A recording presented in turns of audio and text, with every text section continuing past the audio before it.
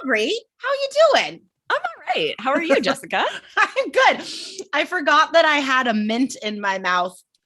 Um, and if you're watching us on YouTube, you guys, I smiled and I forgot I had a mint in my mouth and I was like, oh no, is there food in my teeth? No, It it's almost just a flies out mint. of your mouth. You're like, oh, sorry. That would be gross, guys. Okay. Anyway, we of course are talking about IELTS today. Aubrey, what are we teaching our students today? Yeah, this is really fun and also so valuable for your score, guys. We're talking about the Super awesome. fluency and coherence score. You need linking phrases, but here's the trick. Some linking phrases are very informal and some are very formal. And you need to know the difference so that you know what to use on speaking, what to use on writing, when to use them. The tricky thing is they each have meaning and they each have a certain level of formality. And you need to know this before test day. Yeah, totally. I think the most common feedback that I give students in our personal coach classes when we're doing mock speaking tests, the number one thing I say is like, you need to be more specific, right? Tell me real places, real people, real times, like support your answers. And that means we are providing facts. Even if it's just like an experience I had, it's a fact I experienced that, you know what I mean? We need to do that for better fluency and coherence scores, but then we also need the transition phrases, like you said. But we can't always say like, in fact, I have been at this job for 5 years. In fact, I do love the color blue. Right. We can't just repeat them over and over, right? Yeah. Exactly. So I actually thought of teaching you guys this stuff this morning because I was going through something in my head. I don't remember what. I was thinking about something. And just to myself, I was like, but for reals. And then I stopped and I was like, oh, students should say that. Yes, for sure. I say that to myself all the time, right? Totally. But for reals to emphasize, but it is very informal. Certainly Super wouldn't informal. work for writing. So that's the tricky thing. When you guys hear someone say something, how do you know if you can use it on writing or speaking? You listen to this podcast. That's how. Yeah, listen to IELTS Energy. By the way, hit follow right now wherever you're listening. If you're watching us on YouTube, hit that subscribe button, you guys. So let's give an example. How could you guys use this on the exam? So we have to be more informal in speaking part 1 and part 2. So in part 1, maybe you're asked, do you like your neighborhood? And I would say, yes and no. I mean, for real, there are homeless people like just within a 3-block radius. Seriously, there are a bunch of homeless people around here. So I'm using informal phrases to introduce these inconvenient facts about my neighborhood. Yes, exactly. Right. Or if your question on the speaking exam were, tell me a time you had a problem while traveling, for part 2, you could maybe even start with how much you love traveling, say things you love. And then you say, but for reals, actually, I've been in some dangerous spots. In fact, one time someone tried to rob me, right? So it's a great way to transition from something lighthearted, something fun, to something more serious.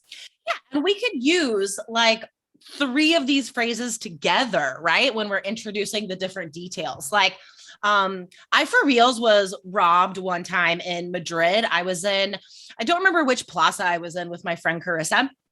And like for real, these 2 guys came up and it seemed like they were trying to flirt with us. But in reality, they stole our concert tickets. We had 2 tickets to go see an Offspring concert that night. And they for reals took them. Right. Exactly. Right. And then if you say, but seriously, travelers need to really be careful and watch out for this type of thing. Right. So just like you're saying, this isn't repetitive because you're introducing a new idea, you're adding detail, it's going somewhere. Right. Exactly. As long as you don't repeat for real. Right. Don't repeat it, use these different phrases. So just to summarize those informal phrases for you guys before we give you some more formal versions, we can say, but for reals, or for real. For reals is more slangy, but Very we do. slang. I say that. I totally say that. And then, but seriously. So that we use to introduce a more somber fact, not a lighthearted fact, right? Yep, exactly. And those are all perfect for IELTS speaking, especially part 1 and 2, to get that variety of vocabulary you guys need for the 7 or higher on your vocabulary score. But also writing, right? You need linking phrases for writing. So we want to share some more formal versions that mean the same thing, but that you could use on writing task 1 and task 2.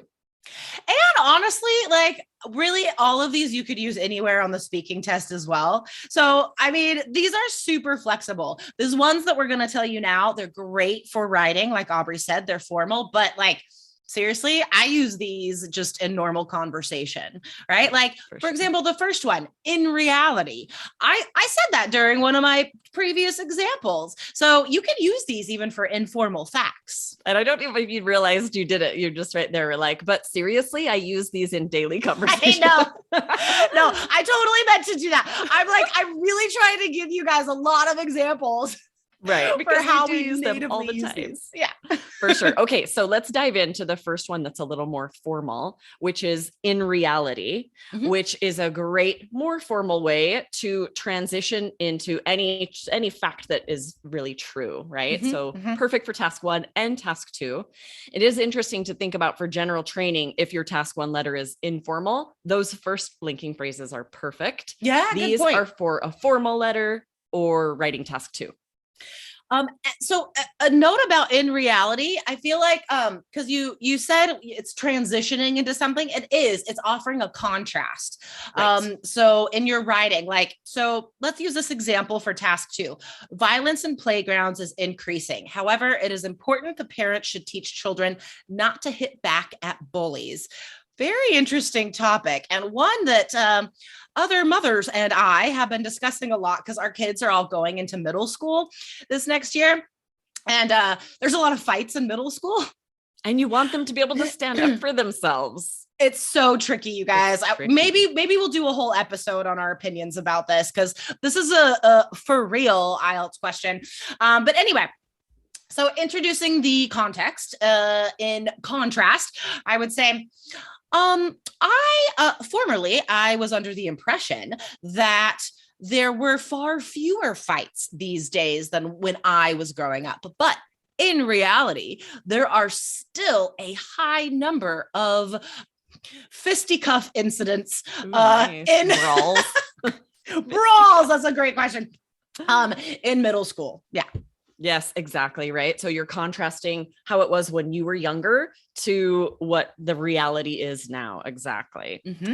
Okay. Let's dive into this next one, which is very similar to say the truth is. So this is very much synonymous, right? In the same example, you could say, but the truth is there are just as many brawls on the playground today as when I was young. Yeah. Or if you want to extend that linking phrase, we could say the truth of the matter is. So that's even longer. It's more impressive, higher scoring. Now, as a last phrase, guys, this is slightly different, right? But we're going to explain how to use it. So this last one is on a serious note. So remember, informally, we say, but seriously, if we want to introduce a fact that's that is serious, that is not lighthearted. So here we can use on a serious note if it is a more formal way of communicating. So on a serious note, this does introduce an opinion that is somewhat negative or support for a negative example, right? So on a serious note, I did read recently that that violence on campuses has increased by 5% in the last 2 years or something. This would be really great for part 3, speaking part 3. If there's a question about technology, for example, and you start off a little bit lighthearted, like, oh man, I'm addicted to my phone. So I'm right there with everyone else. But on a serious note, this is a real problem for children and we need to figure it out, right? This is what I love about transition phrases. Guys, transition phrases are maps. That's why in 3 Keys IELTS, we give you the writing templates, and it's basically just showing you where to put transition phrases and what kind of ideas they introduce. That's all you need. Like if you practice using transition phrases, your speech will automatically become more clear, more organized, and more specific as long as you're using the linking phrases correctly. But these are maps, not just for you, but for the listener, right? So that's why you have to use these on the test. Yes. And it keeps you from that repetition of ideas or Right. just summarizing and staying too general. Because if Exactly. you're just answering very generally without specific details, there isn't somewhere to put in a linking phrase. It doesn't make sense, right? So instead, when you're armed with these linking phrases, you know what they mean and when to use them. That forces you to get in that mindset of using details. Yep. Exactly. Could not have said it better myself. So guys, if you want to check out 3 Keys IELTS, remember we have every possible option for you: computer, paper, general, academic. No matter what IELTS test you have to take, you don't want to take it multiple times, right? One and done. And we guarantee that our course increases scores. So check it out, guys. Go to allearsenglish.com/KEYS. All right, Rad. Aubrey, thanks for discussing these phrases today. Yes, so fun. I'll see you next time. Bye. Bye.